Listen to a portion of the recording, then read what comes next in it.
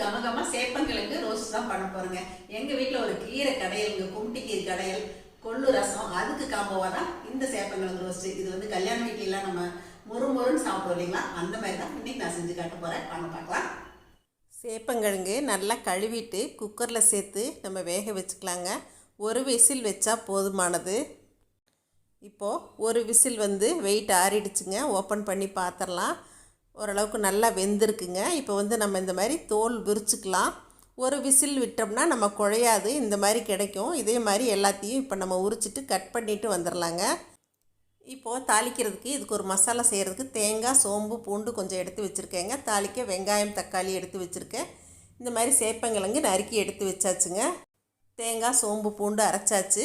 இப்போ ஒரு வாணலியில் எண்ணெய் காஞ்சதுக்கப்புறமா நம்ம நறுக்கி வச்சுருக்க சேப்பங்கிழங்க இந்த மாதிரி போட்டுக்கலாங்க.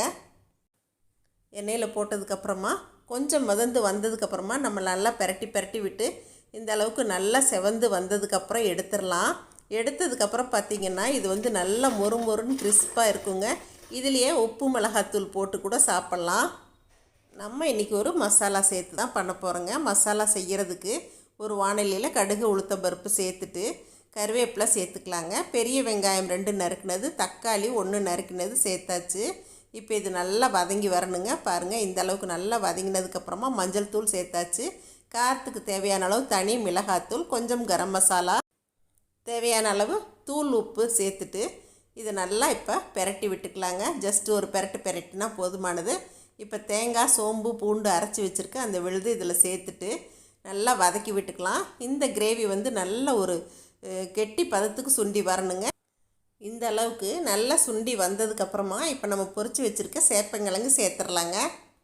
சேப்பங்கிழங்கு சேர்த்ததுக்கப்புறமா அடுப்பை நல்லா குறைச்சிட்டு இந்த மாதிரி நல்லா பெரட்டி விட்டுக்கலாங்க. அந்த மசால் எல்லாமே இந்த சேப்பங்கிழங்குல பிடிச்சி வரணும். அந்த அளவுக்கு அடுப்பை நல்லா சிம்மில் போட்டுட்டு ஒரு 2-3 நிமிஷம் பெரட்டி விட்டு இப்படியே விட்டுறலாங்க. ஃபைனலாக இதில் கொஞ்சம் கொத்தமல்லி இலை தூவி இறக்கியாச்சுன்னா நம்மளோட கல்யாண வீட்டு சேப்பங்கிழங்கு ரோஸ்ட் ரெடிங்க. சேப்பங்கிழங்கு ரோஸ்ட் எப்படி செய்யறதுன்னு பார்ப்போங்க. இன்னைக்கு எங்கள் வீட்டில் கும்மிட்டி கீரை தான் கடைஞ்சி கொள்ளு ரசம் வச்சுருக்கேன். இப்போ நான் லஞ்சுக்கு எப்படிலாம் ப்ரிப்பேர் பண்ணியிருக்கேங்கிறதையும் பார்க்கலாம். நம்ம இந்த கும்மிட்டி கீரை புரட்டாசி, ஐப்பசி மாதங்களில் மட்டுமே கிடைக்கும். இது மகிழிக்கீரை அப்படின்னு சொல்லுவாங்க. மழை காலத்தில் காட்டில் கிடைக்கிற கீரை தாங்க இது. கூடவே ஒரு கொள்ளு ரசமும் சீசனுக்கு தகுந்த மாதிரி வச்சாச்சுங்க. தொட்டுக்கிறதுக்கு சேப்பங்கிழங்கு ரோஸ்ட். இதுதான் இன்றைக்கி எங்கள் வீட்டு சிம்பிள் லஞ்சுங்க. இப்போ நல்லா மொறு சேப்பங்கிழங்கு ரோஸ்ட்டு ரெடி ஆகிடுச்சுங்க. கண்டிப்பாக நீங்களும் இதே மாதிரி ட்ரை பண்ணி பாருங்கள். மறுபடியும் சந்திப்போம்.